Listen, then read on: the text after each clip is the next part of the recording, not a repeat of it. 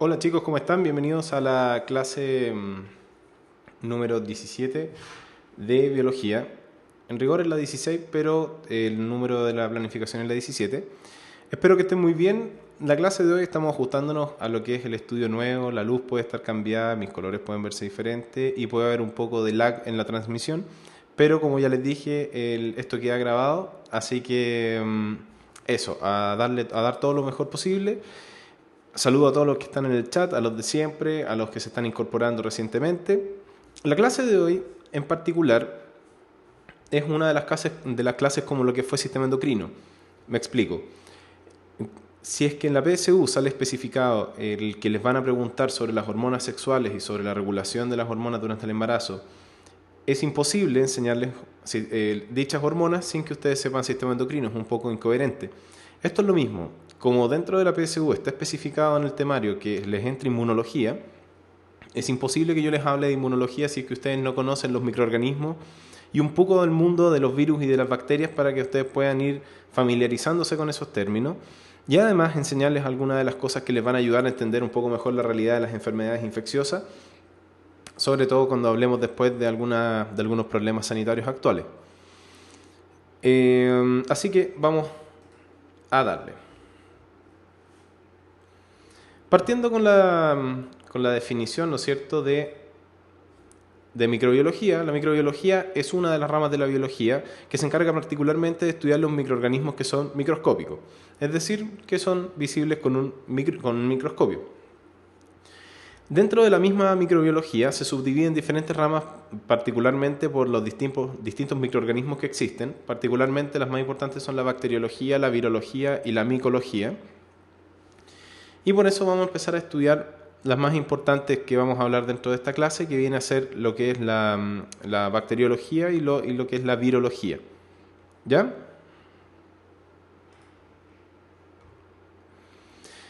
Un poco de historia de la microbiología. Vamos a hablar de algunos conceptos generales bien rápido. Anton van Leeuwenhoek introdujo lo primero que observó al colocar sus deposiciones en un microscopio como animáculos y no le colocó ningún nombre ni le acuñó ningún nombre, particularmente dado que no se sabía la teoría celular, no se sabía que eran células, etc. Sin embargo, observó estos animalitos que se movían y particularmente tienen que haber sido protozoos. Espejo, en algunos años posterior, introdujo por primera vez los conceptos de asepsia y antisepsia. Louis Pasteur, por supuesto, con los diferentes... ¿Sí? Estamos ajustando todavía las cosas, así que no se preocupen. Como les decía, Louis Pasteur se considera el padre de la microbiología, particularmente por sus grandes aportes a lo que fueron el desarrollo de la abolición de la teoría de la generación espontánea. Y además fue uno de los primeros que comenzó a cultivar distintos microorganismos, que se dio cuenta de la existencia de los microorganismos, etc. Más adelante, Robert Koch, ¿no es cierto?, realizó lo que son los postulados de Koch, que básicamente se abarcan dentro de la teoría de los gérmenes de la enfermedad, como los microorganismos, como agentes causales de ciertas enfermedades de los seres humanos. Y ya recientemente, dentro de lo que es Wienerich, se introdujo lo que era la existencia de los virus como estas partículas límite entre el mundo abiótico y el mundo biótico, y particularmente con lo que es el estudio del virus del mosaico del tabaco. ¿Ya?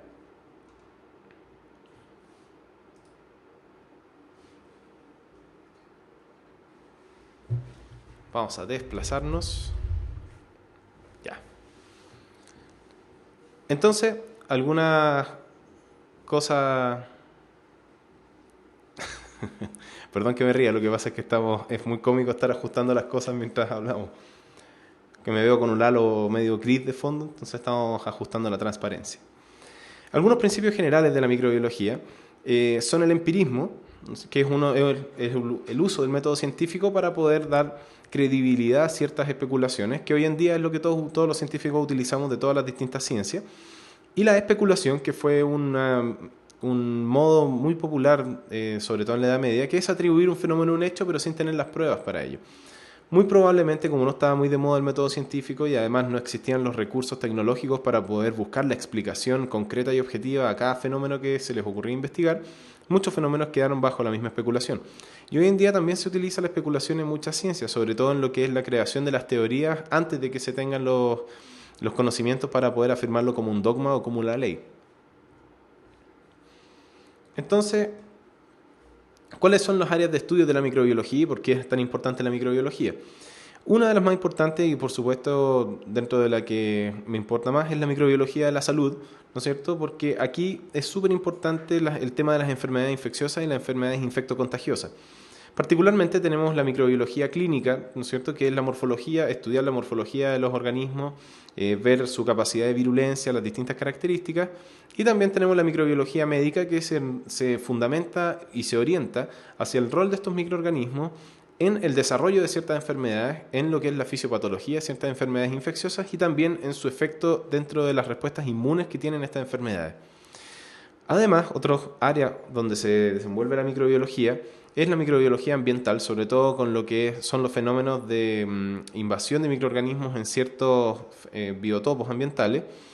La microbiología evolutiva, sobre todo con lo que es el registro fósil y los microfósiles. La microbiología industrial, sobre todo con lo que es la aplicación de microorganismos en el desarrollo del pan, de bebidas alcohólicas y sobre todo con lo que es el desarrollo de la industria farmacéutica. La microbiología espacial, que hoy en día ha adquirido un poco de importancia, sobre todo con el hallazgo de ciertos meteoritos y otros cuerpos que han caído a la Tierra que tienen registros fósiles compatibles con ciertos microorganismos. Y la microbiología de los alimentos, que es un poco de lo que les estaba comentando. ¿Cuáles son las subdisciplinas de la microbiología más amplias? Como les había comentado en un inicio, la bacteriología y la virología son las que se llevan el premio y las que vamos a analizar hoy en la clase de hoy. Sin embargo, no hay que dejar de comentar la micología, que es el estudio de los hongos, la ficología, que se dedica al estudio de las algas, y la parasitología, que se dedica al estudio de los parásitos. Si bien hay parásitos que son metazoos y que son grandes, es decir, macroscópicos, aún así hay muchos parásitos que son microorganismos, sobre todo que son protozoos como las amebas, las giardias y otros tantos más. ¿Cómo se aplica actualmente y cuáles son las cosas principales de la microbiología? Obviamente hay que pensar los microorganismos como fijadores del nitrógeno atmosférico. El ciclo del carbono es sumamente importante dentro de lo que son el desarrollo de todos los organismos y sobre todo el rol que tienen los microorganismos en la fijación y en la producción de las moléculas orgánicas e inorgánicas. La microbiota comensal es un elemento clave para el desarrollo y la vida de los organismos más grandes, sobre todo bajo el concepto de que son microorganismos que viven con nosotros, que no nos hacen daño y que nos ayudan y nos proporcionan muchas características, sobre todo la microbiota intestinal, que es una de las más importantes.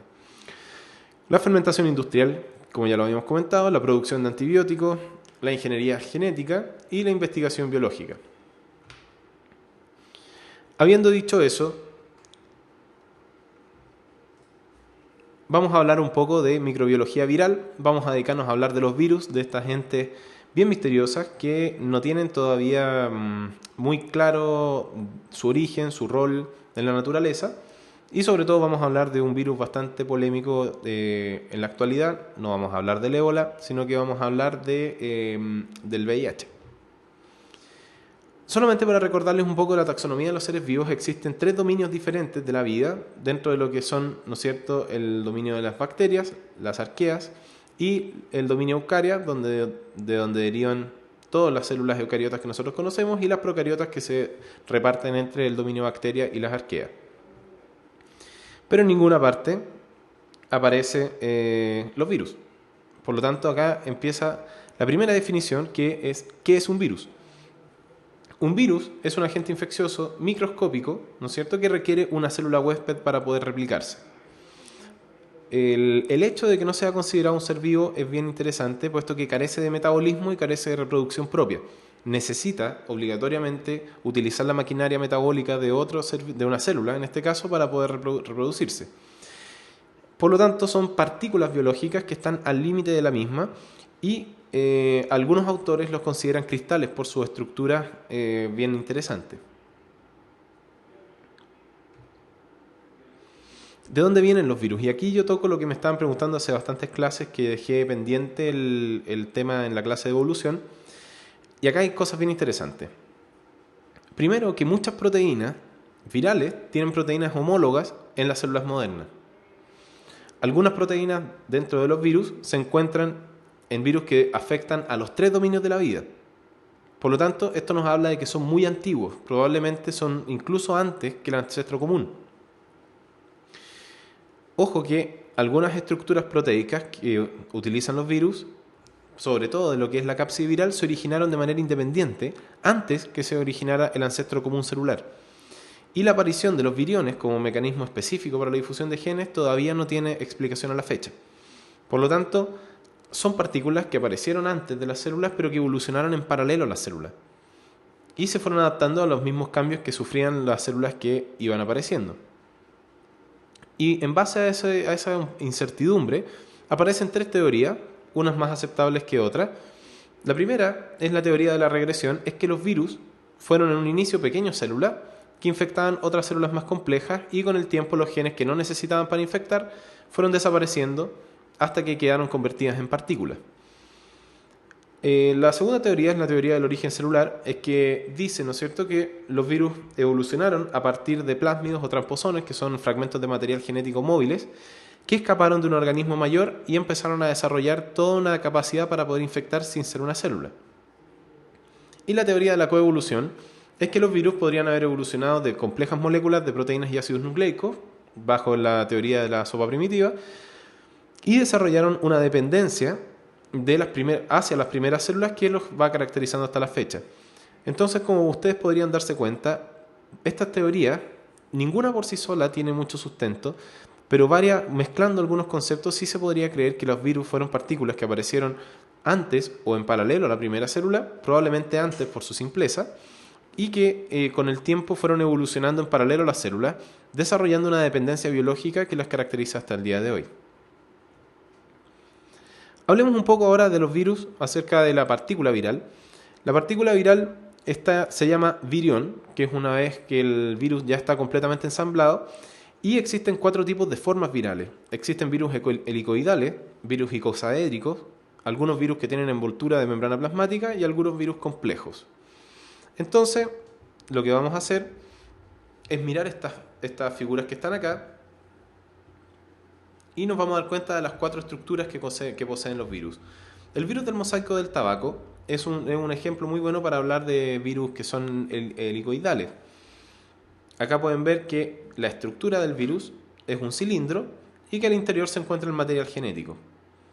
Los virus icosaédricos, como dice su nombre, tienen forma de icosaedro.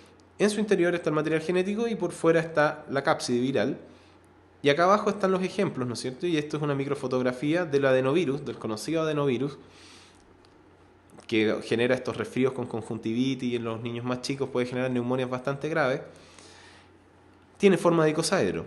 Los virus con membrana o con envoltura son virus que, además de la cápside y además del material genético, tienen una membrana plasmática que roban, entre comillas, de la célula que infectaron anteriormente. Y un ejemplo son la familia de los virus de la influenza. Y los virus complejos, como este, que es casi sacado de una película de ciencia ficción, son virus que tienen distintas estructuras, como este, que tiene una cápside, que tiene además una cola, una estructura central, y además tiene patas que son capaces de posarse sobre las membranas plasmáticas que infectan e infectar la célula. Este es el caso de los conocidos fagos, ¿no es cierto? El fago T4 y el fago T2, que son los que más se analizan. Acá tienen un poco más en detalle, como pueden darse cuenta. En general, lo que a nosotros nos importa cuando hablamos de célula, al igual que cuando hablamos de célula en un principio hace muchas clases, tenemos que entender los componentes que tiene un virus. Los virus están hechos de material genético, están hechos de proteínas y de enzimas, están hechos de una cáscara que los envuelve, que es la cápside en este caso, y algunos más complejos están hechos de membrana plasmática con distintas proteínas integrales, como es el caso del virus de la inmunodeficiencia humana. En cuanto al genoma, y esto también es una pregunta que me hicieron en la clase de genética molecular, la gracia de los virus es que, a diferencia de las bacterias y a diferencia de las células eucariotas, donde solamente el material genético principal es ácido desoxirribonucleico y el ácido ribonucleico se guarda para tener funciones metabólicas de transporte, de síntesis y de adaptación, el genoma de los virus puede ser cualquier cosa. Puede ser muy largo, puede ser muy corto, puede tener distintas formas. Puede ser ácido desoxirribonucleico monocatenario, eso es una cosa que no habíamos hablado antes, y puede ser bicatenario, y también puede ser RNA monocatenario o RNA bicatenario. Además, pueden ser moléculas lineales o pueden ser moléculas circulares. Por lo tanto, en realidad puede ser cualquier cosa. Y esto del RNA positivo y negativo, que solamente se aplica para lo que son las cadenas de RNA monocatenario, significa básicamente que el RNA en sentido positivo está hecho para que una vez que se libere pueda ser traducido inmediatamente a una proteína, y el RNA de sentido negativo requiere ser transformado a DNA desde el RNA en un proceso que se llama transcripción inversa o transcripción reversa, que caracteriza a los retrovirus, como por ejemplo el VIH.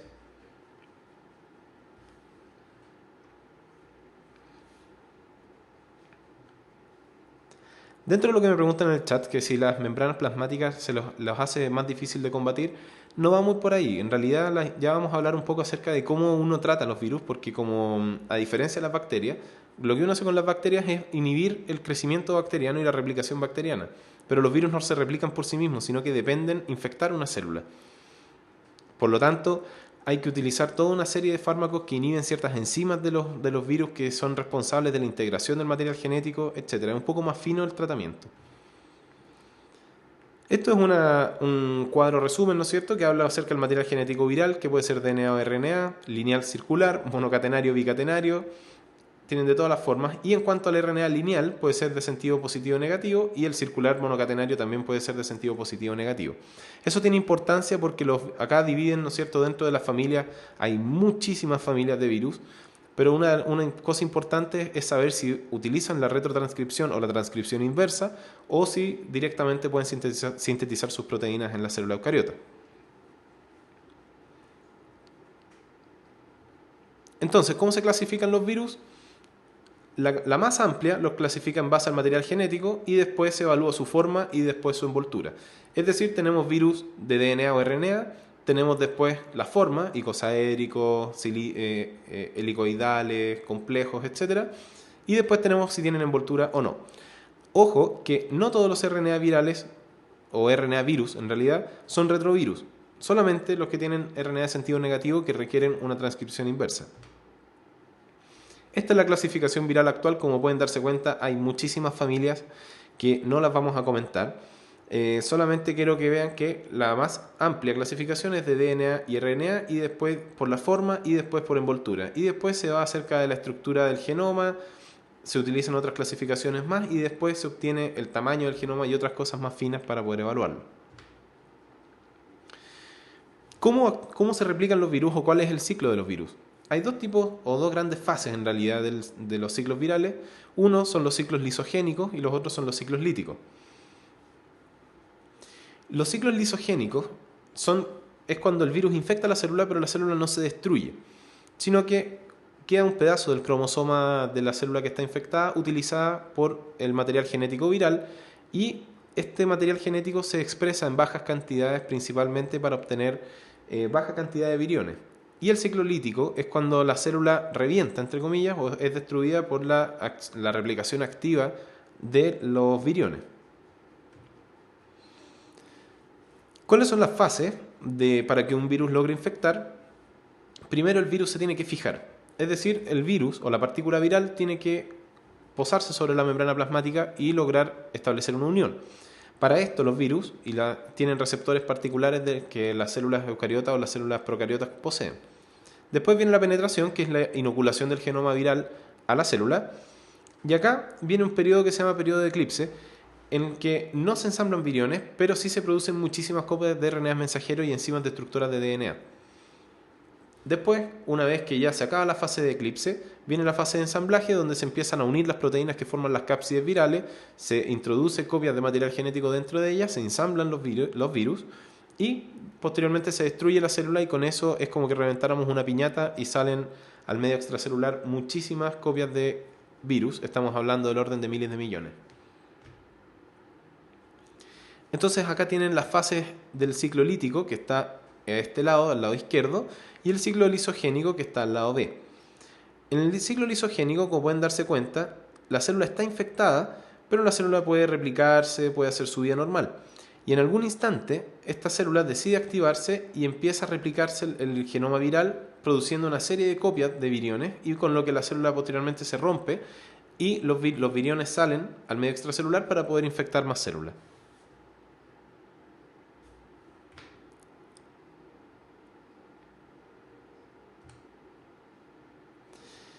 Vamos a hablar un poco acerca de enfermedades humanas y los virus, para que puedan ver la importancia que tienen. Los virus son, ¿no es cierto?, como les dije al principio, un área súper importante porque gran parte de las enfermedades infectocontagiosas que afectan a los seres humanos son virales. Ojo que es importante entender que cada virus tiene una vía de transmisión particular. Siempre y cuando podamos identificarla y prevenirla, vamos a poder disminuir la prevalencia y la incidencia de casos nuevos, que son los casos nuevos, de enfermedades asociadas a ese virus. Estas vías de transmisión pueden ser aéreas a través de las gotitas de fluid, los contactos, ¿no es cierto?, que es el contacto directo, el tocar las mucosas, etc., parenteral, sexual, etc. Y acá hay un overview de todas las infecciones virales que pueden afectar a un ser humano. Como pueden darse cuenta, son muchísimas. En realidad, dentro de las que más importan, por ejemplo, dentro del desarrollo de la gingivostomatitis, está el herpes simplex tipo 1, ¿no es cierto?, que es cuando salen los típicos herpes, los resfríos comunes a través de los paraflu o los parainfluenza, el virus respiratorio sincicial y el rinovirus, dentro de todos los múltiples genotipos que tiene cada uno de ellos. Dentro del desarrollo de la faringitis, ¿no es cierto?, tenemos el adenovirus, el virus también de lo que es la mononucleosis, que es el virus Epstein-Barr, y el citomegalovirus, que no se da mucho en los seres humanos adultos que no están inmunodeprimidos. Y obviamente tenemos las hepatitis, tenemos la varicela zoster, tenemos una serie, el parvovirus B19, asociado al exantema súbito, las neumonias que pueden ser causadas por virus influenza, por las parainfluenza y el virus respiratorio sincicial, sobre todo en los lactantes, y obviamente las gastroenteritis clásicas de los virus, como por ejemplo el rotavirus, que es un clásico de los niños que van al jardín infantil, se llevan el rotavirus a la casa y como la mamá lo tapiza en besos y el tío lo tapiza en besos y la hermana y el hermano lo tapizan en besos, todos se pegan el rotavirus y todos están con diarrea y vómitos por una semana y se desesperan bastante. Y así sucesivamente tenemos una serie de virus que causan distintas enfermedades.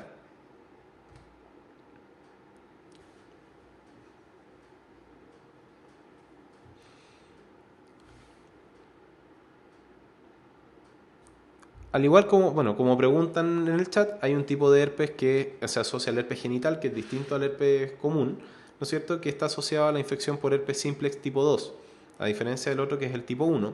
Y obviamente tenemos las otras enfermedades de transmisión sexual como el VIH, el virus hepatitis B que también se transmite por vía sexual y también tenemos el virus, el papiloma humano.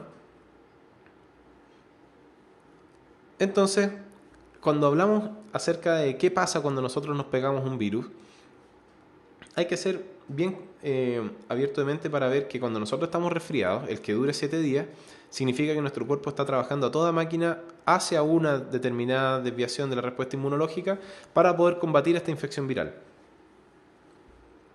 Esta respuesta inmune, si bien todavía no hemos visto inmunología, por lo tanto no les voy a hablar tan en detalle, recuerden que los virus, como hemos hablado actualmente, son patógenos intracelulares más que extracelulares. Por lo tanto, la forma que tiene la célula de defenderse de los patógenos intracelulares es agarrar un pedazo de este microorganismo intracelular y mostrárselo al sistema inmune. ¿Cómo logra esto? A través de una proteína integral de membrana que se denomina complejo mayor de histocompatibilidad tipo 1, el CMH tipo 1. Esto hace que se exprese un pedazo de antígeno por el complejo mayor de histocompatibilidad tipo 1 y eso hace que las células que andan patrullando, ¿no es cierto?, sobre todo los linfocitos, que son parte de la respuesta inmunológica adaptativa, sobre todo los T citotóxicos o TCD8 y los natural killer, detectan que el CMH tipo 1 está diferente y eso significa que el esté diferente es que esa célula me está diciendo que está infectada.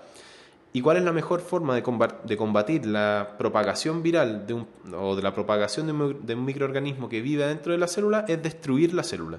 Por lo tanto, cuando se da cuenta que este complejo mayor de histocompatibilidad tipo 1 está distinta, se activa el linfocito T citotóxico y los linfocitos natural killer, dependiendo, e inducen apoptosis o la destrucción de la célula a través de distintas porinas. Entonces la respuesta, dependiente de los linfocitos T coordinadores o helper, que son los CD4, Es fundamental dado que estas respuestas hay que ir coordinándolas entre lo que es la actividad de los macrófagos y la actividad de los linfocitos citotóxicos. Pero no vamos a profundizar mucho en esto porque inmunología es un tema súper complejo y para eso tenemos toda una clase que nos vamos a deleitar después.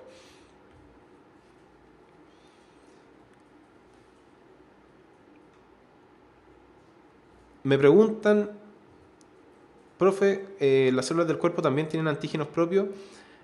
Por supuesto, de hecho, antígeno es cualquier molécula que pueda desencadenar una respuesta inmunológica.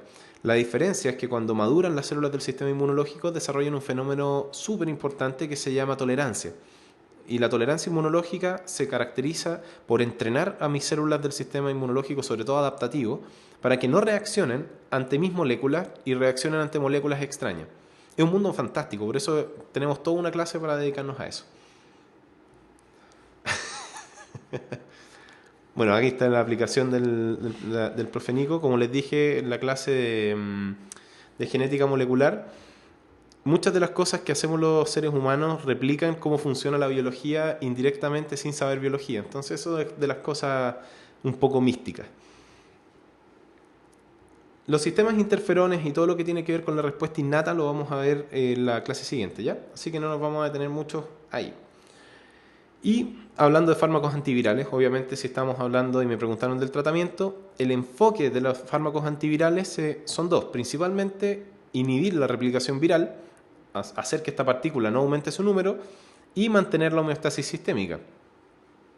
Y obviamente para inhibir la replicación viral yo tengo que saber cuáles son los pasos de la replicación de ciertos virus. Algunos ejemplos de fármacos que se utilizan para inhibir la replicación viral.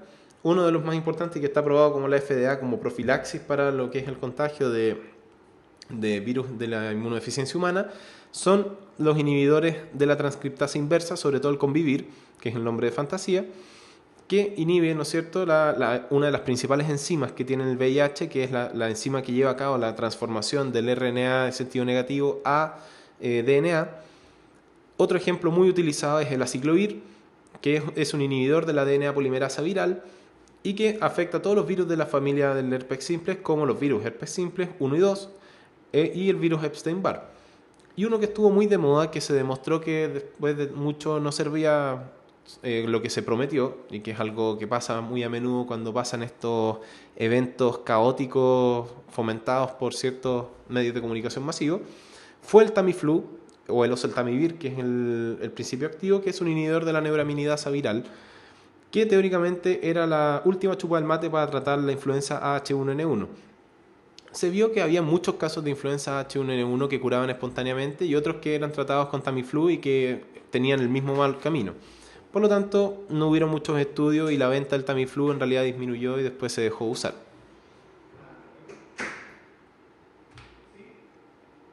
Y infección a otras especies, por supuesto que sí. No solamente los seres humanos pueden ser infectados por virus, sino que algunas plantas pueden ser infectadas por el virus. Y acá tenemos una bacteria que está lleno de fagos alrededor y que está siendo infectada por los mismos. Y además el virus del mosaico del tabaco que les dije en un comienzo. Entonces, me preguntan, ¿en la sangre?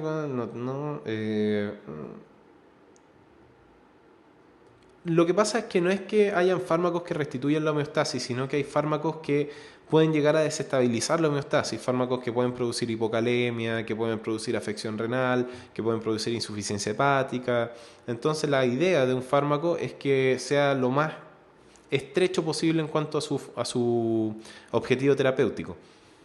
Es decir, que se dedique a lo que yo quiero que se dedique y que no me haga tanto daño en los otros sistemas. El tema de gram negativo y gram positivo tiene que ver con las bacterias, ¿ya?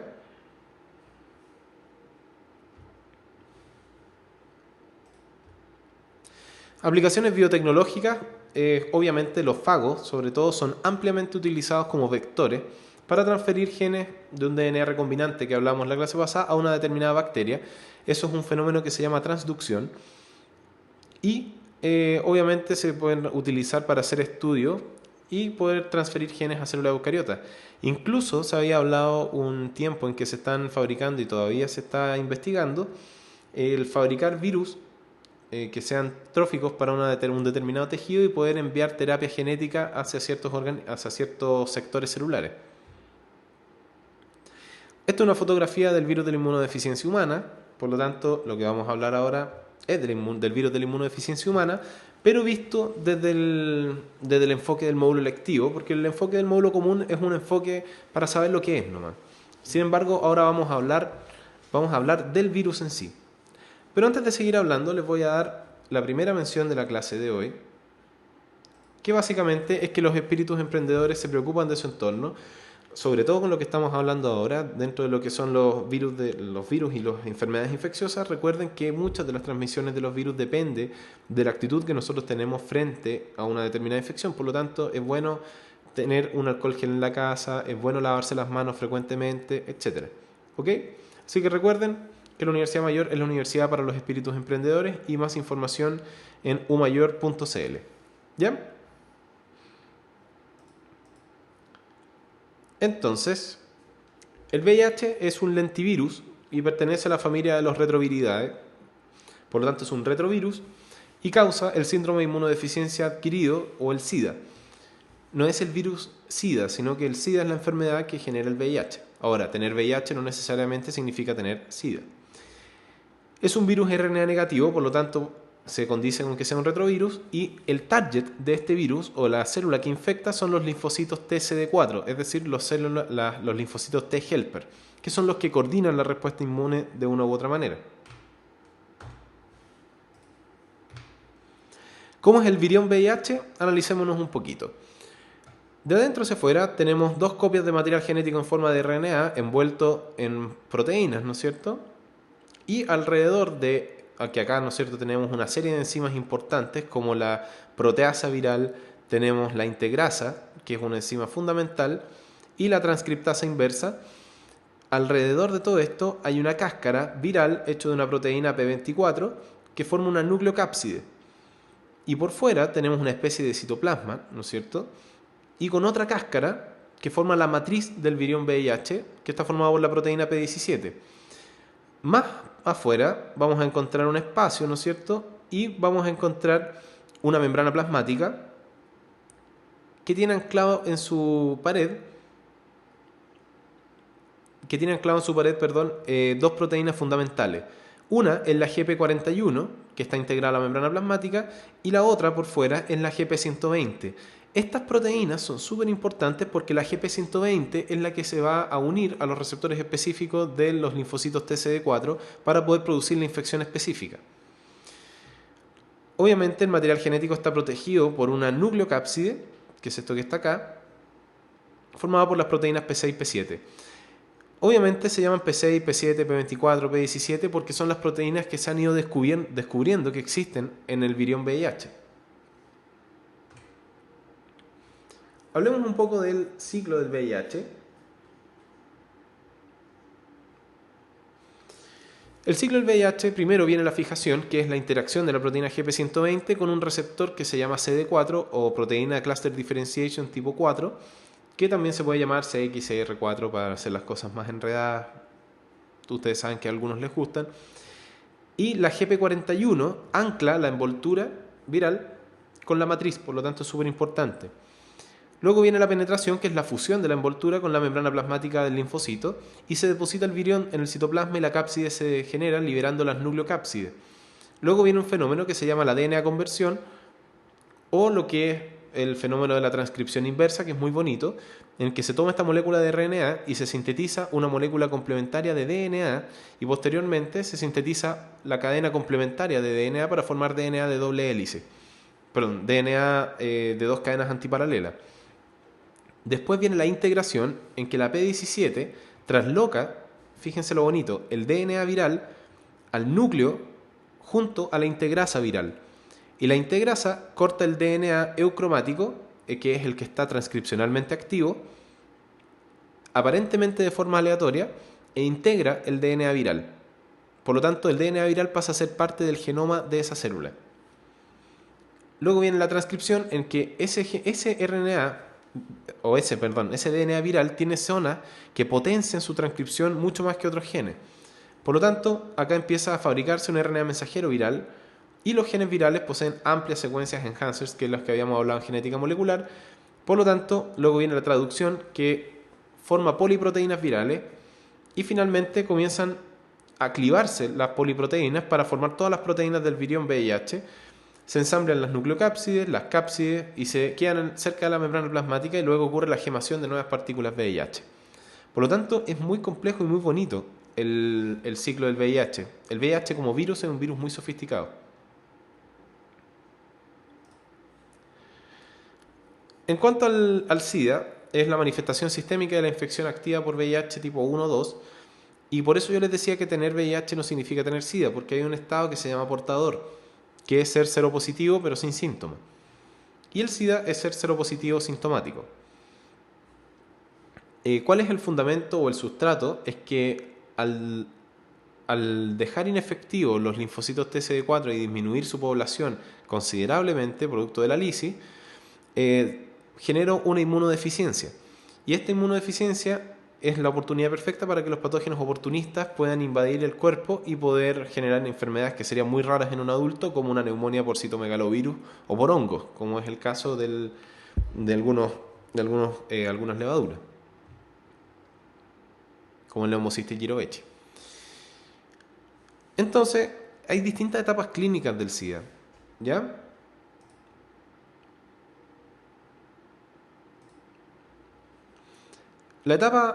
Hay 4 etapas en realidad.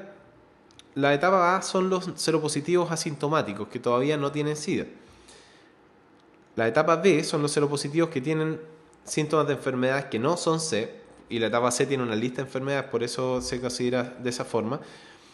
Y dentro de las enfermedades que se consideran etapa C tenemos las infecciones oportunistas, las infecciones virales oportunistas como el citomegalovirus, tenemos las infecciones fúngicas, ¿no es cierto?, la aparición de candidiasis esofágica y otro tipo de elementos, algunas infecciones por Pneumocystis jirovecii, antiguamente llamado Pneumocystis carini, etc. Y ya en la etapa D, que se considera etapa terminal, empiezan a aparecer neuropatías y procesos neoplásicos, principalmente linfoma. Y acá tenemos una tablita que habla acerca de distintas subetapas dentro de las etapas del SIDA, en base al recuento de linfocitos TCD4. Y acá ustedes pueden ver la variación de la carga viral versus el recuento absoluto de los CD4, y pueden ver que los linfocitos CD4, que están en línea azul, y la carga viral de VIH, ¿no es cierto?, de VIH, que está en rojo. Fíjense que en la prima infección hay todo un descenso de los CD4 y un aumento de la carga viral, pero después hay una disminución de la carga viral, principalmente por el inicio de la fase de latencia. En la latencia yo puedo tener disminuido mi CD4, pero sin embargo son aún mayores que la carga viral. Pero ¿qué pasa después? A lo largo de años, después de la prima infección, mis CD4 empiezan a bajar. Y ya cuando mis CD4 alcanzan un punto crítico de alrededor de 200, ya empiezan a aparecer algunos síntomas generales. Y ya cuando mi carga es casi nula de CD4, empiezan a aparecer las enfermedades oportunistas. Y ya cuando ya no tengo el linfocito CD4, las personas fallecen producto de las múltiples afecciones oportunistas que tienen que tienen estos pacientes. ¿Cuál es la situación actual mundial? Es que todavía la distribución del VIH es mayoritariamente africana, y en países que están acá en amarillo, ¿no es cierto?, como lo que son Argentina y todo el lado atlántico de Sudamérica, países, no sé, como Perú también, Venezuela, y lo que es Estados Unidos, que también tiene altas tasas de VIH. Nosotros tenemos poco VIH, al igual que países como Bolivia, principalmente porque acá no hay algunas costumbres que son mucho más frecuentes en otros países. También, obviamente, en lo que es Europa también podemos encontrar países que tienen alta prevalencia de VIH. Los países orientales un poco más bajo, pero aún así no es menor, no es nula como en Groenlandia. Estos son reportes que están un poquito ya obsoletos, que son ya hace más de 10 años.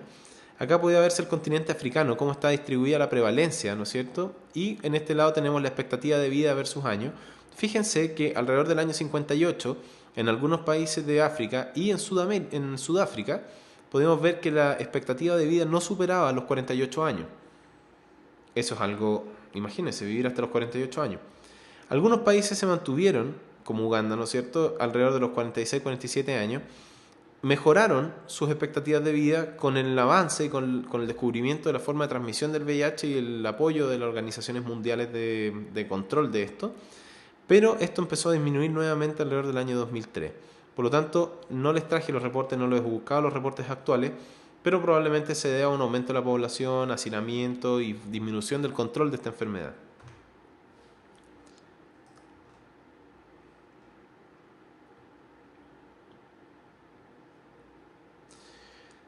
Entonces, ¿cuáles son las causas de contagio y de prevención? El contagio siempre es intercambio de sangre y fluidos genitales. Recuerden que no se contagia por la saliva, no se contagia por piel, etcétera. Por lo tanto, si ven a alguien que sea seropositivo, no se alejen de él como que tuviera ébola, ¿ya? Sino que el contacto en este caso es particularmente el intercambio de fluidos genitales y el intercambio de sangre. La prevención es evitar lo anterior, por lo tanto, métodos anticonceptivos de barrera como el condón y evitar el intercambio de sangre y el uso en común de jeringas, mejor dicho, de agujas, etcétera.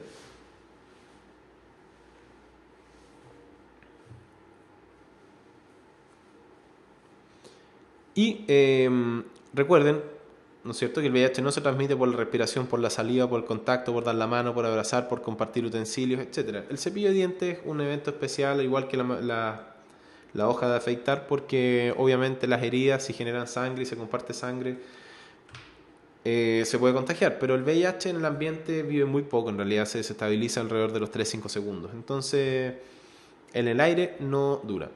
En cuanto a la actividad sexual, está comprobado y demostrado científicamente que existe contagio en relaciones hombre-mujer, ¿no es cierto?, y en relaciones homosexuales, mujer-mujer y hombre-hombre. En cuanto a los tipos de sexo, dentro del sexo anal es la mayor tasa de contagio, principalmente por la fragilidad tisular de la mucosa anal y por la irrigación amplia, la rica irrigación que tiene esa zona. El sexo oral, teóricamente, tendría que ser menor que los otros tipos, dentro de lo que es en la comparación con el sexo anal o el sexo vaginal, pero existe la probabilidad de contagio, pero está muy poco estudiada por el poco seguimiento de estos pacientes. Por lo tanto, todas las formas de tener sexo en que se comparten fluidos genitales está demostrado que puede contagiar el VIH y además en relación al sexo anal es la mayor o la que tiene mayores riesgos, principalmente por lo que ya les comenté.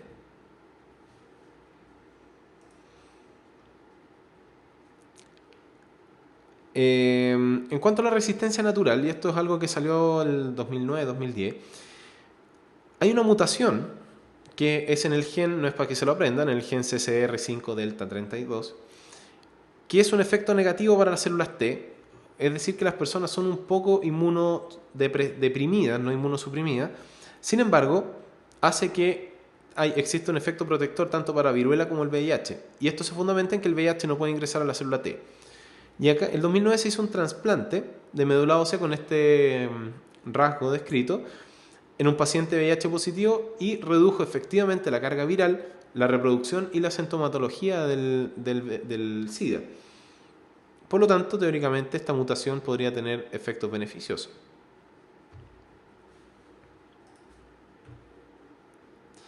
¿Cómo se trata actualmente el SIDA y cómo es la expectativa de vida del SIDA? Una persona con VIH o con SIDA puede vivir perfectamente lo que viviría cualquier persona que no tiene VIH, y esto es porque los tratamientos y los seguimientos a las personas con VIH han mejorado mucho. Actualmente se utiliza la triterapia antirretroviral de la TARV, ¿no es cierto?, que son drogas antirretrovirales combinadas, principalmente un fármaco que sea antiproteasa, como lo que hablamos, y un fármaco que sea antitranscriptasa reversa. Siempre se mantiene el monitoreo de los recuentos de CD4 y la carga viral, principalmente para ir viendo la respuesta a tratamiento. Ahora, ¿cómo se usa? En general se usan combinaciones de drogas que son inhibidores de la proteasa e inhibidores de la transcriptasa reversa. Pero ¿qué es lo que pasa? Este virus tiene una tasa de mutabilidad muy alta, y eso es lo que ha impedido de alguna manera el fabricar una vacuna. Cuando yo tengo un determinado VIH y empiezo a tomar las terapias y dejo de tomarlas o las tomo mal, hago que este virus pueda mutar. las proteasas o las transcriptasas reversas. Por lo tanto, ya empiezo a quitar ciertas drogas que tengo disponibles para poder tratar. Y si después, aún así repetí mi conducta, ahora ya no tengo 3 drogas que no puedo usar, sino que ahora tengo 5 drogas que yo no puedo usar y me quedan solo 2. Si yo estas 2 me las tomo mal, ya no tengo drogas disponibles para poder tratar y esa persona está condenada. Entonces, ¿cuál es el mensaje? Que si se hace el diagnóstico de VIH y si se le otorgan los fármacos a la persona, hay que seguir que esta persona se los toma bien y tenga afinidad por el tratamiento, puesto que la disminución o la poca adherencia al tratamiento, además de generar malos resultados en la terapia, genera cepas resistentes que pueden ser propagadas por todos lados y eso nos disminuye un poco el espectro terapéutico que nosotros tenemos con estos pacientes. ¿Cómo está el acceso al tratamiento contra el VIH según las cifras que maneja la Organización Mundial de la Salud al 2005? Obviamente esto probablemente ha mejorado, no lo he revisado. Es que en el mundo solamente un 20% de los infectados por VIH está recibiendo tratamiento. Pueden sentirse orgullosos, dado que en América Latina y el Caribe 7 de cada 10 pacientes que tienen VIH reciben su tratamiento, por lo tanto tenemos cifras bastante aceptables. En cambio, África del Norte y Oriente Medio, 5 de cada 100 acceden a su tratamiento. Y los porcentajes en Europa, Asia, África, sureste y sureste asiático no es muy bueno. Por lo tanto, el mensaje es que todavía tenemos que seguir mejorando las redes para poder otorgar este tratamiento.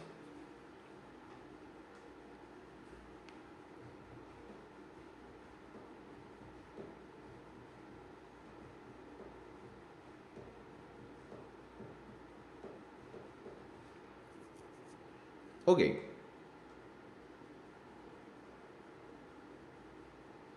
Entonces, ya habiendo hablado de virología, nos vamos a ir en conjunto a la Universidad Mayor a la pregunta desafío de la clase de hoy de microbiología, que viene a ser la siguiente. Estas son preguntas que saqué de un ensayo que yo hice hace algunos años y son 2 preguntas que yo quiero que me contesten. No son de virología, sino que son de lo que vamos a hablar más adelante. Les voy a dar 5 minutos para que las puedan contestar y las vamos a analizar a la vuelta. ¿Ya? Y después vamos a terminar con lo que es bacteriología y un poco de enfermedades infectocontagiosas. ¿Ya? Nos vemos en un ratito.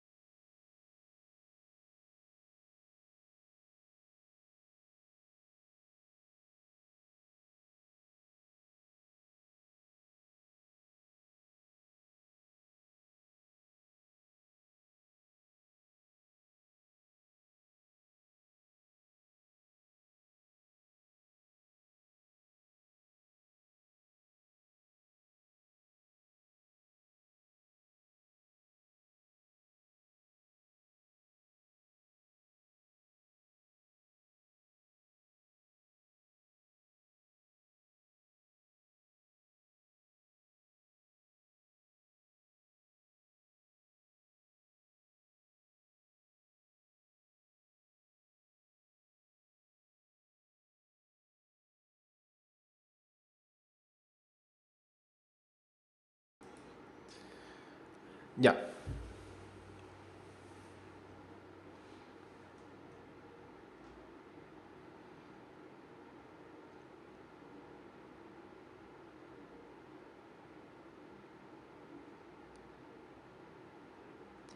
Ya. Ok, vamos a analizar entonces la respuesta correcta. La 43 decía básicamente es saber usar la tinción de Gram y saber distinguir los organismos Gram negativo y Gram positivo que les tendrían que haber enseñado en cuarto medio. Las bacterias Gram negativas poseen una pared gruesa de peptidoglicano, por lo que no adquieren la tinción de cristal violeta Lugol. En rigor, es correcto que no adquieren la tinción de cristal violeta Lugol porque tienen una pared de peptidoglicano muy fina. Por lo tanto, no es correcta. La 2, las bacterias gram positivo por lo general son enterobacterias. Las enterobacterias son bacillus gram negativo. Y la 3 decía, las bacterias gram negativo adquieren una coloración rojo-rosa debido al uso de safranina.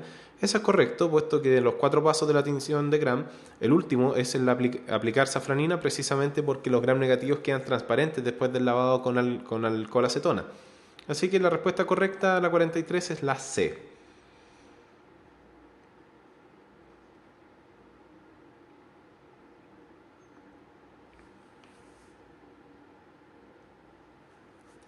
Y la 44, las enfermedades infectocontagiosas se están transformando en un debate fuerte en términos médicos-sanitarios debido a ciertos puntos, los cuales corresponden a: la resistencia de los microorganismos ha ido en aumento, eso es correcto.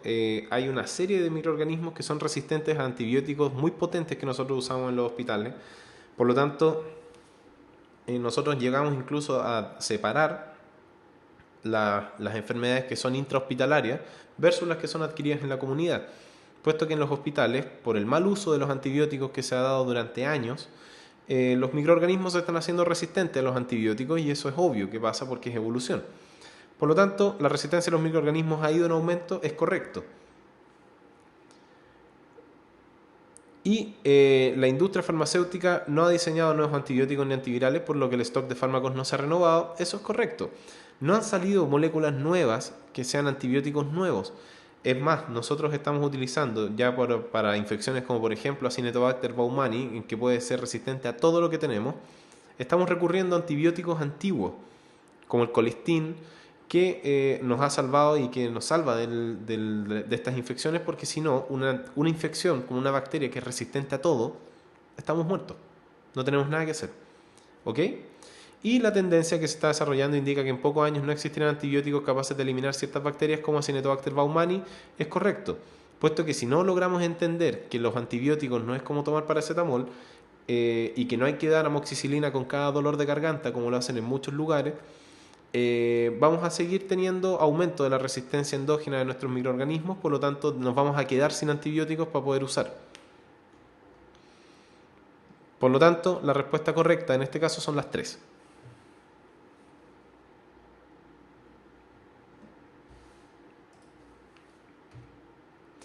Ok, entonces ahora vamos a hablar de microbiología bacteriana. Les recuerdo ya casi al final que el chat es para hablar de las dudas, no se pongan ni se distraigan en hablar de otras cosas. Dentro de la taxonomía de los seres vivos, les comenté nuevamente que existen 3 dominios, ¿no es cierto? Las arqueas, los eucariotas y las bacterias. Y dentro de las bacterias tenemos un gran número de distintas especies con distintas morfologías. Por lo tanto, tenemos que caracterizar lo que es una bacteria. ¿Y qué es una bacteria? Una bacteria es un microorganismo unicelular que pertenece al dominio bacteria y que está formado exclusivamente por células procariotas. Existen muchísimas morfologías y muchísimas funciones distintas, muchísimos roles, y son los organismos más abundantes del planeta, están en todos los hábitats del planeta, y se estima que tienen una población de 5 por 10 elevado a 30 organismos. Ustedes pueden dibujar la cantidad de ceros que les va a resultar eso, pero es un número inmenso. ¿Cuál es el nicho ecológico? Las bacterias son imprescindibles para reciclar elementos biogeoquímicos como la fijación del nitrógeno. Además, cerca del 90% de bacterias que existen no se ha descrito, por lo tanto todavía no sabemos qué hacen la mayoría de ellas. Tienen un importante rol comensal en animales, como lo que es la microbiota comensal en los seres humanos y la microbiota que existe en la piel, y pueden causar enfermedades en los animales como nosotros.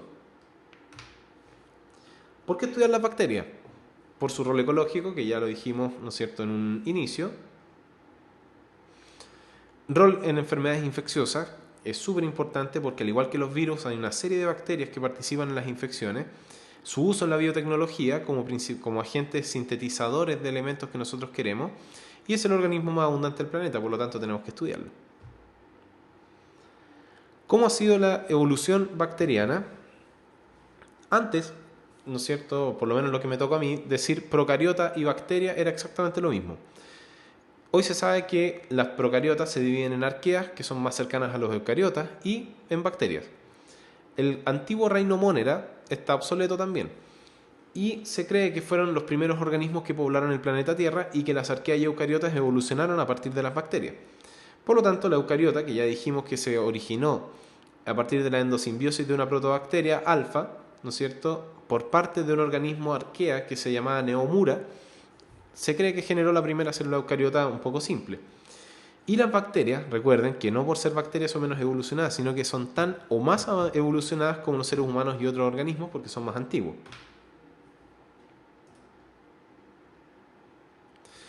Dentro de las morfologías bacterianas tenemos dos grandes grupos, ¿no es cierto?, que son las bacterias cocáceas o los cocos, y tenemos los bacilos.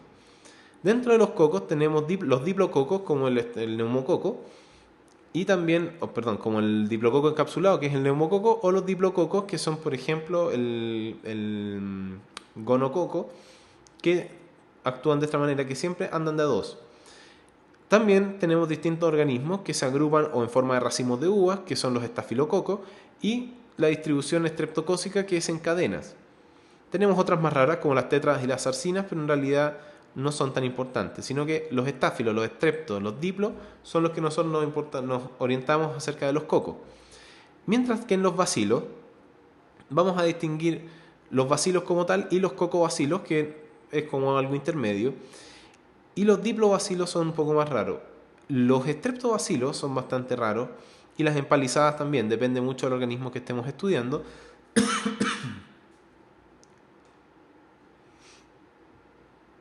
Y hay apéndices bacterianos como las hifas y los tallos, ¿no es cierto?, que no son más importantes. Y hay otras formas que no corresponden ni a cocos ni a bacilos, como por ejemplo el vibrio, como el vibrio cólera, con forma de coma, como el delovibrio, y en forma de hélice, como el Helicobacter pylori, en forma de espiral, como la espiroqueta, como el Treponema pallidum, causante de la sífilis, y en forma de sacacorchos, que es una forma característica de algunas enfermedades como las borrelias, ¿no es cierto?, que son ciertos grupos de microorganismos aislados.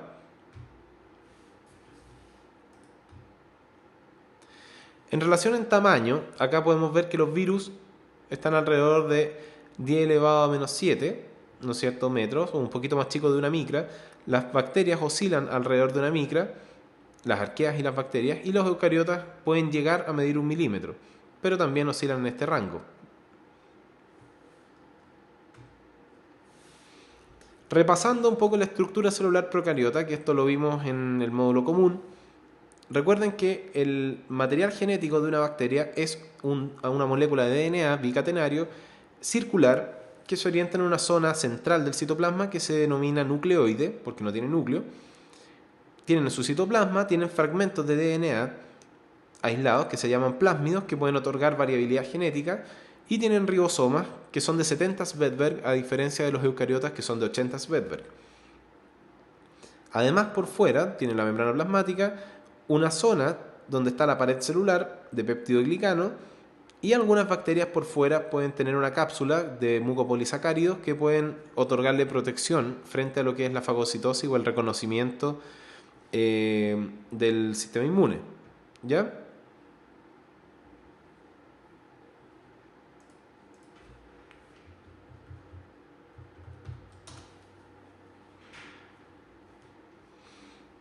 Algunas bacterias también pueden tener flagelos o bacilos, que son características como de lo que vimos en adaptación celular, ¿no es cierto?, que particularmente en base a su evolución les ha permitido adquirir distintas características para poder desplazarse, para poder moverse o para poder defenderse. Incluso algunas bacterias tienen como un pelito que les permite agarrarse a los epitelios que van a infectar. Y eso es bastante interesante, como en el caso de las infecciones urinarias provocadas por Escherichia coli, que tienen adhesinas que se pegan al epitelio urológico o al urotelio.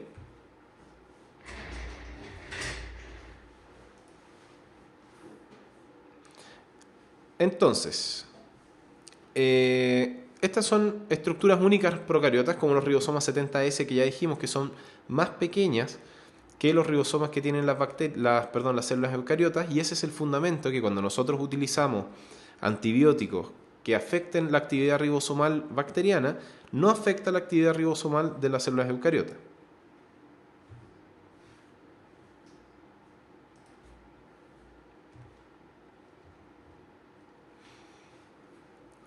Otra cosa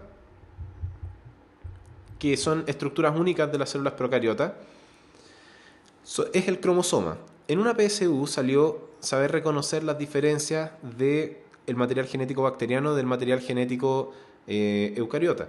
Por lo tanto, les pido atención en esto porque puede salir algo parecido. Recuerden que el cromosoma de las bacterias en general es circular y único. A diferencia de las células eucariotas que tienen varias moléculas de DNA lineal, varios cromosomas, incluso hay una especie de lechos que tiene cerca de 1500 cromosomas. Es pequeño, no tiene intrones y no tiene histonas, por lo tanto no existe la cromatina, no existe el splicing y no existen otros procesos que existen en la genética eucariota. Y a diferencia de los eucariotas, la zona donde se encuentran las bacterias es el nucleoide, o esta zona citoplasmática central, a diferencia de los eucariotas que se encuentran en el núcleo y en las mitocondrias cloroplastos, dependiendo de la célula que estemos hablando. Ahora, dentro de las estructuras únicas procariotas, esta sí es interesante, que es la pared celular, comillas, real, ¿no es cierto?, que es característica de las bacterias gram positivas. La pared celular está formada particularmente o principalmente por una molécula que se llama peptidoglicano, intercalada con moléculas que se llaman ácidos lipoteicoicos y ácidos teicoicos.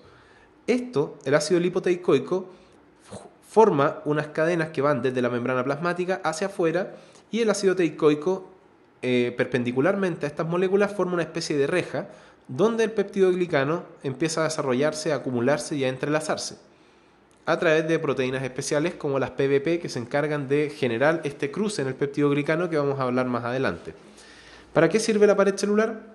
Obviamente la pared celular, igual que en las células vegetales pero a menor escala, le permite a la bacteria sobrevivir o tener una mucha mejor adaptación a los cambios osmóticos que existan fuera. Por ejemplo, si yo tengo mucha sal o poca sal en el medio externo, estas fluctuaciones de agua que van a existir producto de la diferencia de la tonicidad de los medios, va a hacer que la bacteria se reviente. Por lo tanto, con la pared celular yo le doy un poco más de resistencia a estas bacterias frente a esos cambios. Este es el detalle que yo les decía. Las moléculas de peptidoglicano, que están formadas por N-acetilglucosamina y N-acetilmurámico, tienen cruces que permiten que las moléculas de peptidoglicano estén entrelazadas, y eso le da la estabilidad a la pared celular finalmente.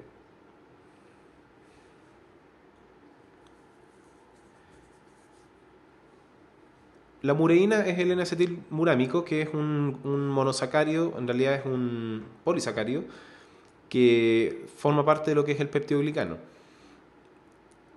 Ahora, dentro de las otras estructuras son la pared celular en los gram negativos. ¿Y qué diferencia tienen los gram negativos con los gram positivos? Recuerden que la pared celular real, entre comillas, está fuera de la membrana plasmática y es la única estructura que está por fuera. Mientras que en los gram negativos, igual hay un vestigio de pared celular, pero a diferencia de los gram positivos, los gram negativos tienen dos membranas plasmáticas. Tenemos la membrana plasmática principal o citoplasmática, que es la que está acá abajo. Arribita tengo una fina capa de peptidoglicano que es casi funcionalmente inservible. Y por encima yo tengo una membrana plasmática que es externa, que se llama membrana externa de hecho. Y anclada a esta membrana plasmática hay dos cosas que yo quiero que ustedes se acuerden de los gram negativos. La primera es que hay unas proteínas que son unos túneles que se llaman porinas, y que por ahí salen o entran distintas moléculas, como por ejemplo los antibióticos que nos interesa que lleguen acá. Y en segundo lugar, hay una molécula que va hacia afuera que se llama lipopolisacárido. El lipopolisacárido es la principal molécula que es responsable de la virulencia de las bacterias gram negativo, destacando como virulencia la capacidad que tiene un microorganismo de generar una respuesta inmune.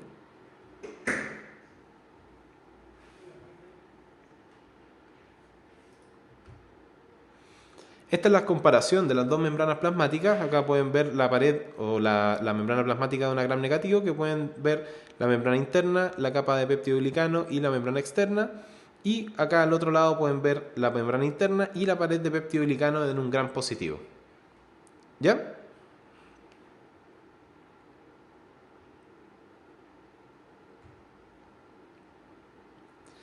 Esto es para recordarles que las bacterias sí tienen citoesqueleto de lo que se ha descubierto, algunas proteínas que no vale la pena mencionarles, pero que tienen acciones análogas al citoesqueleto de las células eucariotas.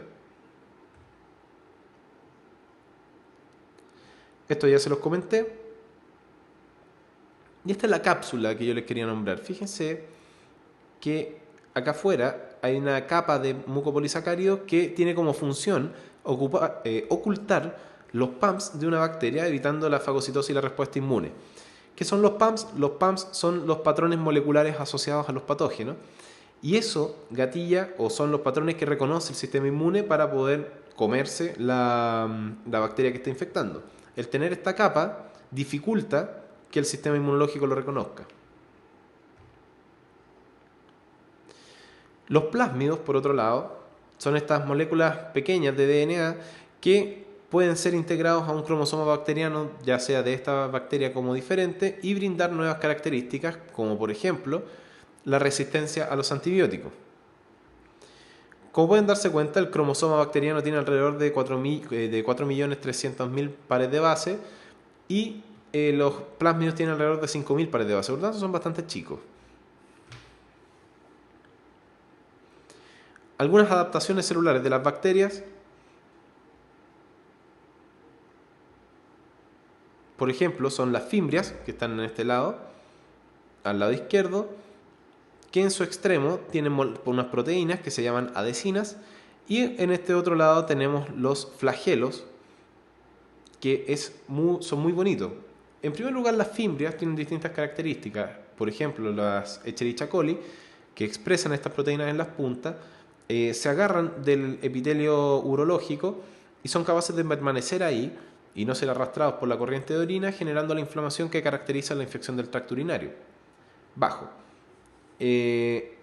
Por otro lado, en los flagelos, que en este caso es muy bonita esta imagen, pueden darse cuenta que existe todo un motor de rotores, de proteínas, etcétera, que depende principalmente de corrientes de hidrógeno, y eso permite que esta articulación, ¿no es cierto?, pueda moverse y generarle o otorgarle movimiento a la bacteria. ¿Hasta ahí vamos bien?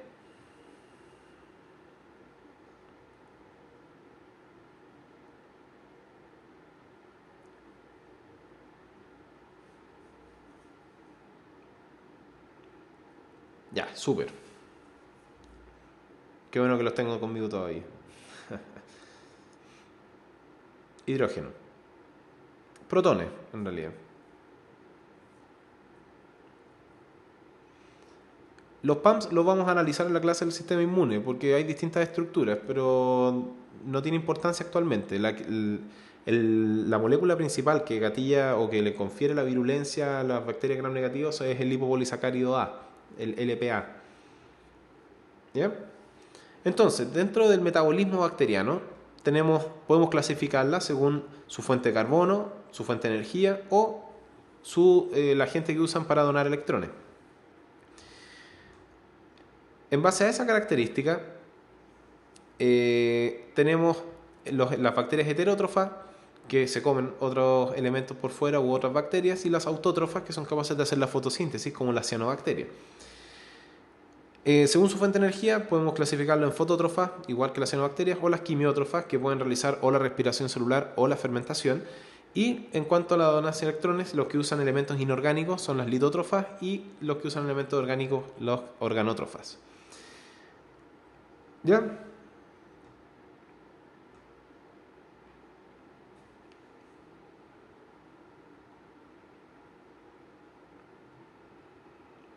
No, lo que pasa es que no es que se puedan defender mucho, lo que pasa es que las fimbrias les ayudan a distintos elementos, a reconocer, a la quimiotaxis y otras cosas. Son como pelos en realidad. Esa es la función de las fimbrias, no tienen movimiento.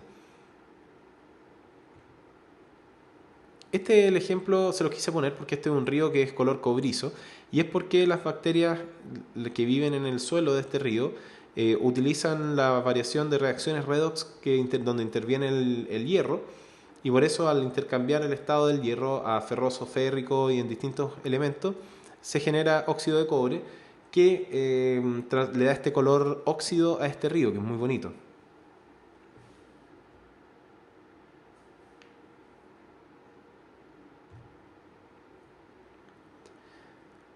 Ahora, según el oxígeno, también las podemos clasificar como aerobios, que utilizan oxígeno, y anaerobios. Dentro de los anaerobios, nosotros tenemos anaerobios estrictos, que mueren en presencia de oxígeno, y los anaerobios facultativos, que no utilizan el oxígeno, pero pueden vivir en su presencia.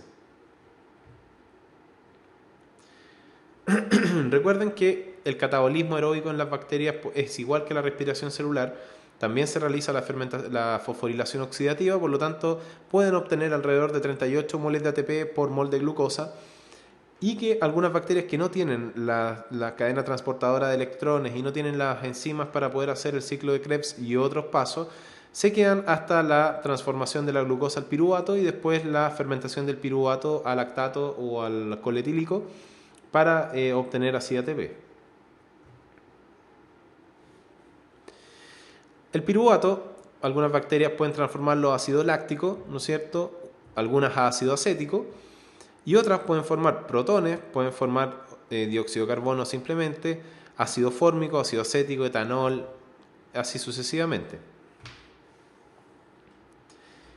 ¿Cómo se mueven las bacterias? Los flagelos de las bacterias pueden estar ubicados en un solo polo y ser un solo flagelo, en cuyo caso el flagelo es monótrico o monótrico. Pueden ser varios flagelos en un solo punto que se llama lofótrico. Pueden ser un flagelo a un lado y otro flagelo al otro, que se llama anfítrico. Y pueden ser muchísimos flagelos en todos lados, que se llaman perítricos. ¿Cómo se reproducen las bacterias? Se reproducen por fisión binaria. La cantidad de flagelos depende principalmente del tipo de la bacteria, de la familia, como por ejemplo las Escherichia coli, que son bacterias que se parecen mucho al esquema que sale en B, son bacterias lofótricas y que tienen varios en un solo lado. Esta es la fisión binaria y como pueden darse cuenta hay dos polos que se determinan y comienza la división celular y un genotipo o un cromosoma se almacena en un polo y otro en el otro y así sucesivamente se va repartiendo la información genética. ¿Ya?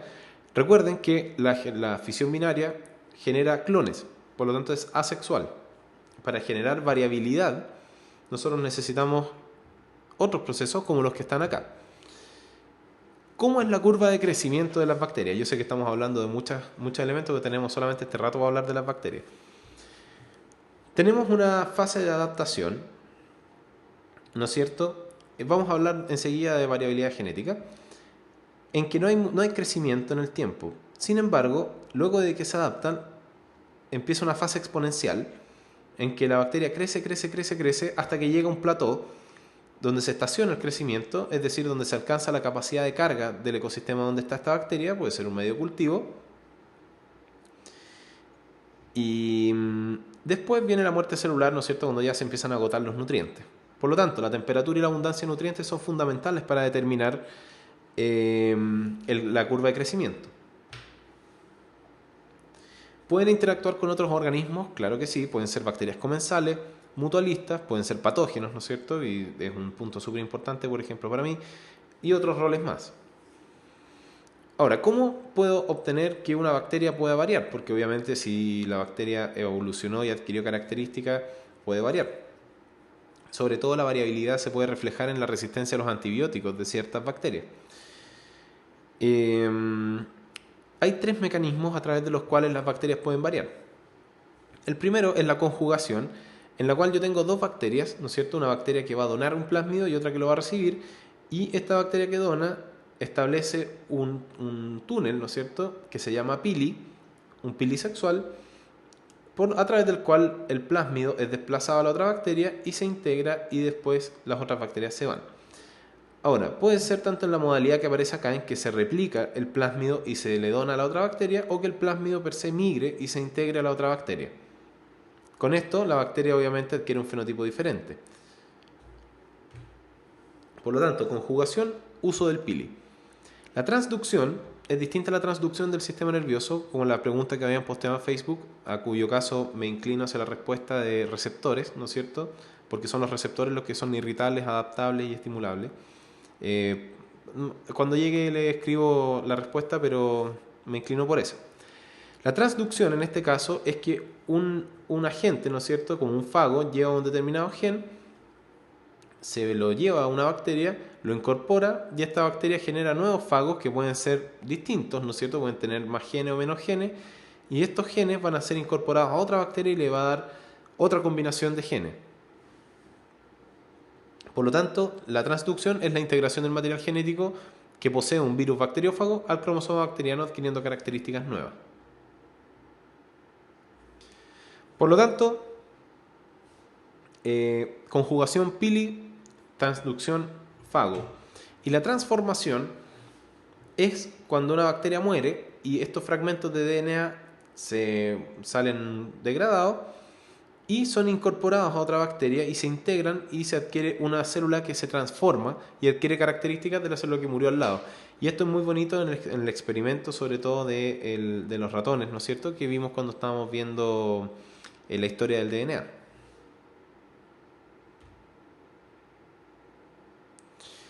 Finalmente, para ir terminando, la clasificación de Gram es una gran clasificación y que es muy útil a nivel terapéutico y a nivel de clasificación. Además, permite saber cómo se comportan estas bacterias y permite saber cómo las puedo cultivar. Y la presencia o el parámetro que mide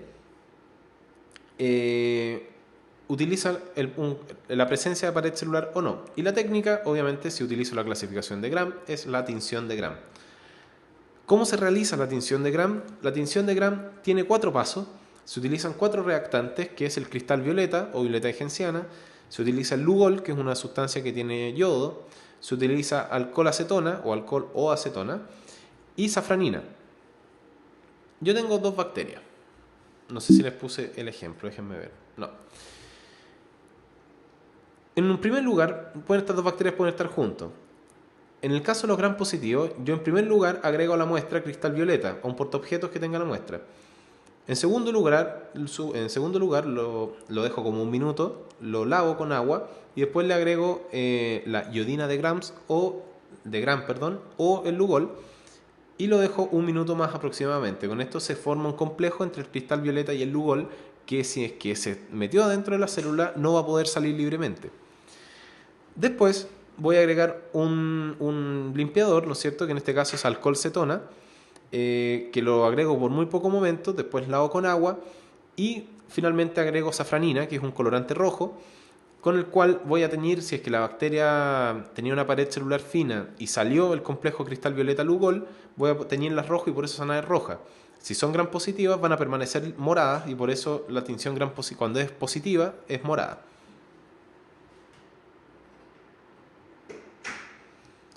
Y en el caso de la gram negativa, obviamente, por ejemplo, no les dije, en el Staphylo aureus, por ejemplo, que es gram positivo, agrego el cristal violeta y el Lugol, lo decoloro, sigue de un color más o menos violáceo y agrego safranina y sigue de un color violáceo. Por lo tanto, el resultado de una tinción que es positiva es morado. Por lo tanto, las bacterias moradas o negro morado tienen pared celular. Por otro lado, la Escherichia coli, que es una bacteria gram negativa, le agrego primero el cristal violeta, quedan moradas, le agrego el Lugol, siguen quedando moradas, pero una vez que los lavo con alcohol acetona, quedan transparentes. Y para poder yo verlas y diferenciarlas, le agrego safranina y con esto mis bacterias van a quedar rojas.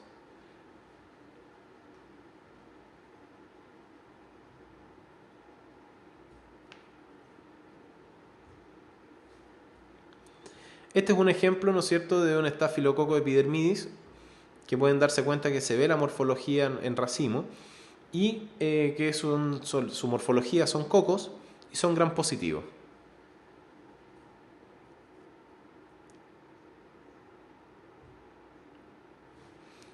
Y este es el ejemplo de una Escherichia coli, que es gram negativo, que pueden darse cuenta que son bacilos, que son medio rosados y que se pueden ver acá.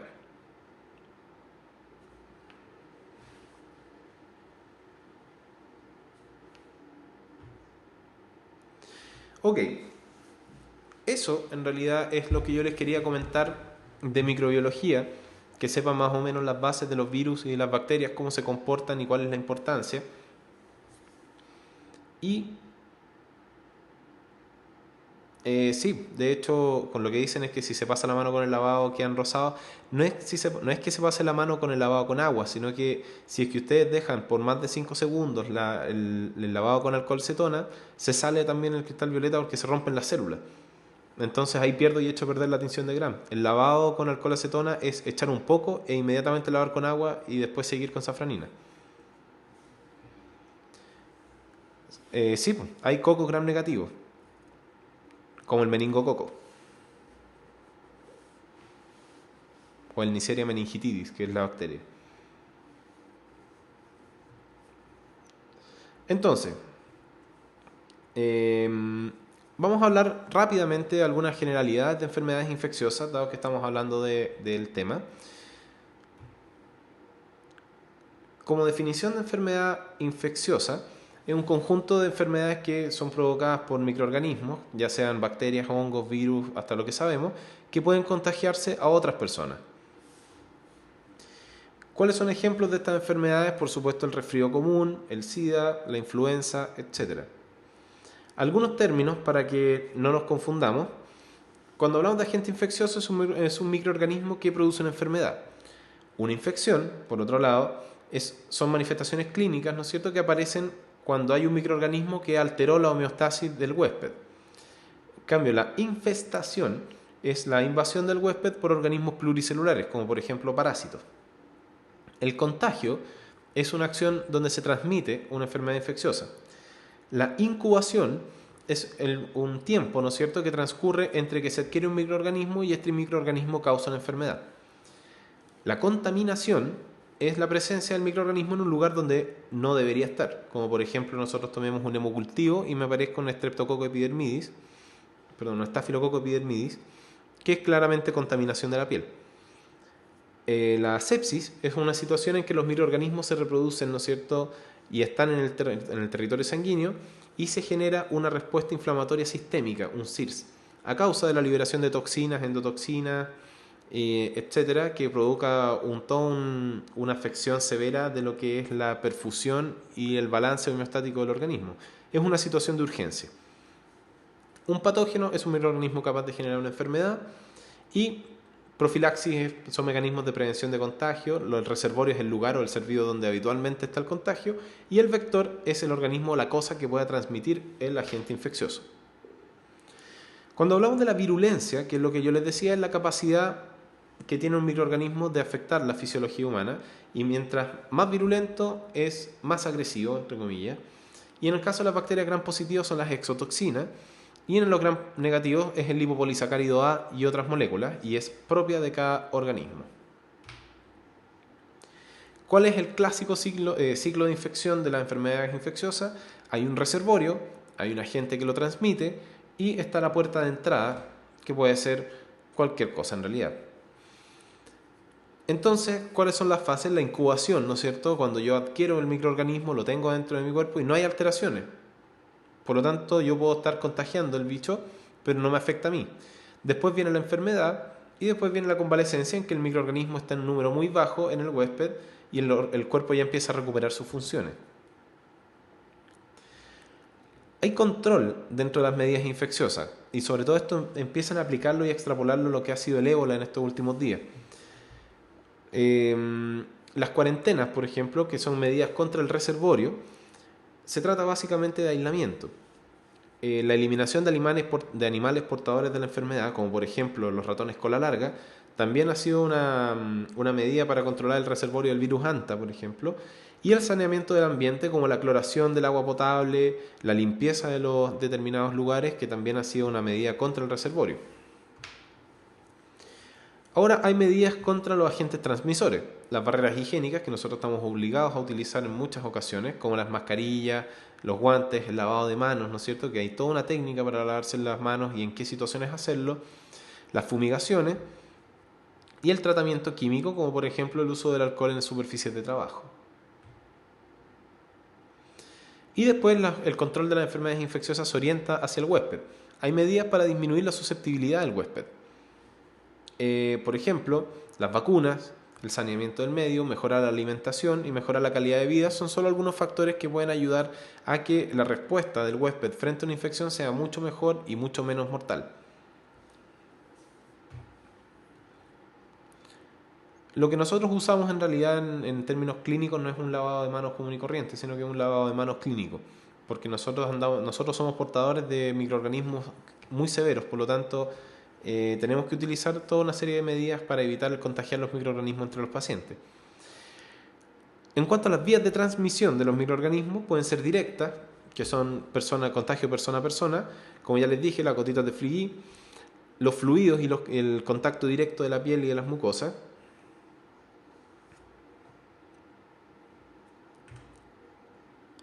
De hecho, las gotas de Fligui pueden ir hasta 1.5 metros desde donde uno está.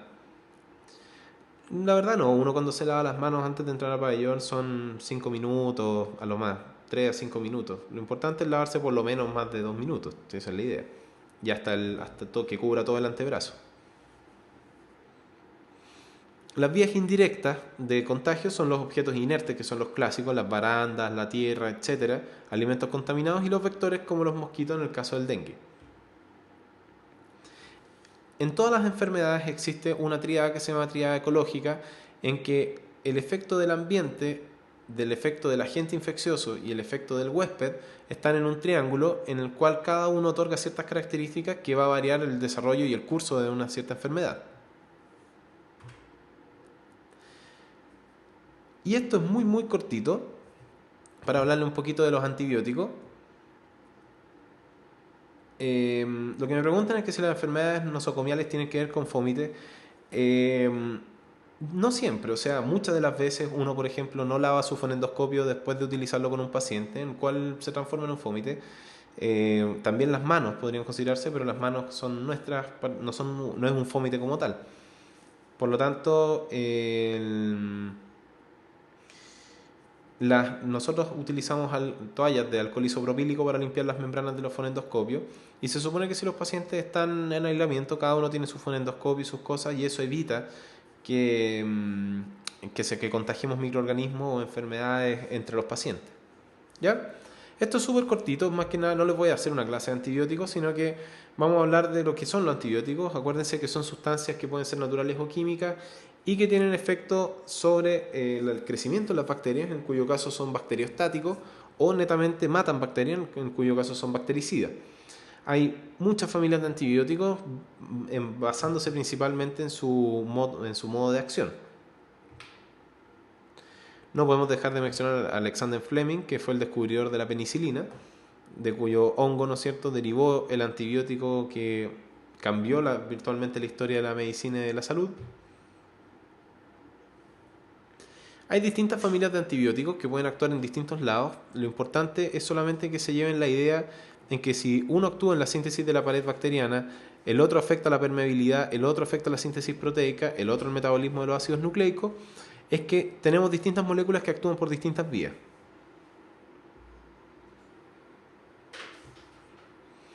¿Y cuál es la polémica que yo les estaba diciendo de antes? Es que los antibióticos, desde hace bastante tiempo, algo alrededor de 10, 20 años aproximadamente, se ha empezado a utilizar de una manera mala.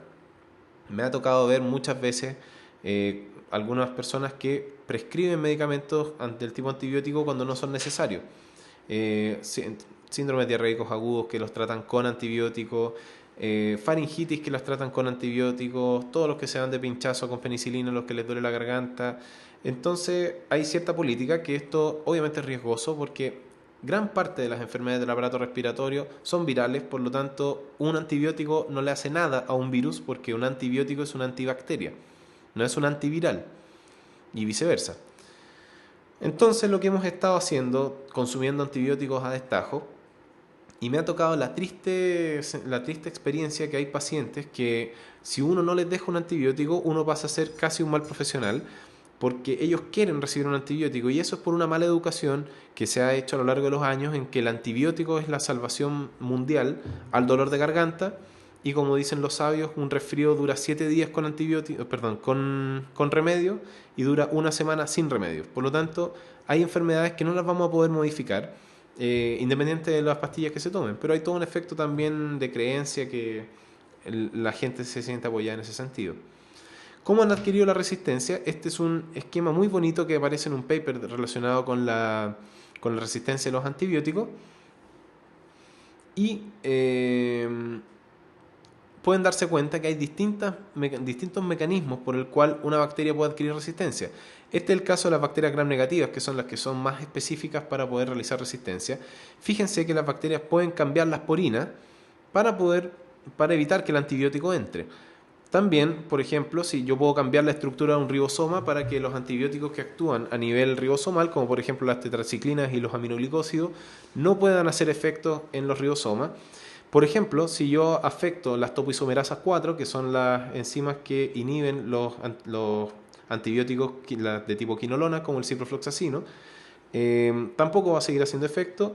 Y en las bacterias gram positivos, si yo afecto el sitio de las PBP, que son las proteínas de unión a las penicilinas, que es donde actúa todo el gran grupo de los beta-lactámicos, donde está la amoxicilina, la cloxacilina, la penicilina, etcétera, todos los derivados de las penicilinas, tampoco va a hacer efecto. Por lo tanto, a través de plásmidos, también es importante que esta resistencia se puede transmitir a otra bacteria y yo puedo generar y seleccionar por un mal uso de antibióticos cepas resistentes a los antibióticos. ¿Ya? Por lo tanto, lo que yo les digo es que tengan conciencia. Los antibióticos tienen que ser prescritos siempre por un médico, solo en casos en que la enfermedad del paciente lo amerite. Cualquier otro que les prescriba un antibiótico no debiesen aceptarlo por el conocimiento que uno tiene de los antibióticos. También otro concepto es que los antibióticos, cuando nosotros los usamos, tendrían que ser del menor espectro posible. Esto significa que yo tendría que elegir un antibiótico que cubra específicamente la familia de la bacteria que yo quiero matar. No dar un antibiótico como una bomba nuclear que mate todo lo que encuentre, porque eso favorece la aparición de resistencia. Y el mensaje final: cuidemos las únicas herramientas que tenemos para combatir las enfermedades infecciosas bacterianas. Si nos quedamos sin antibióticos, la mortalidad va a ser igual que en la era preantibiótica, porque vamos a estar en las mismas condiciones. ¿Ya? Así que bueno, esa fue la clase de microbiología.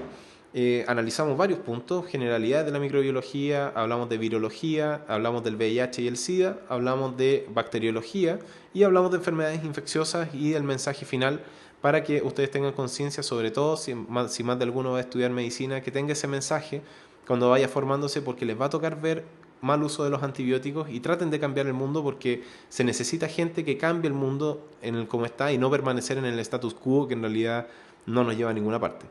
¿Ya? ¿Alguna duda? ¿Alguien quedó con alguna duda en el chat? Ahora los pongo a leer.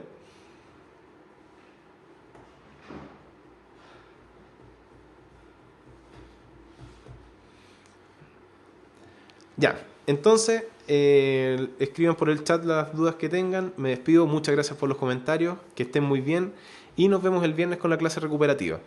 Un abrazo grande, chao chao.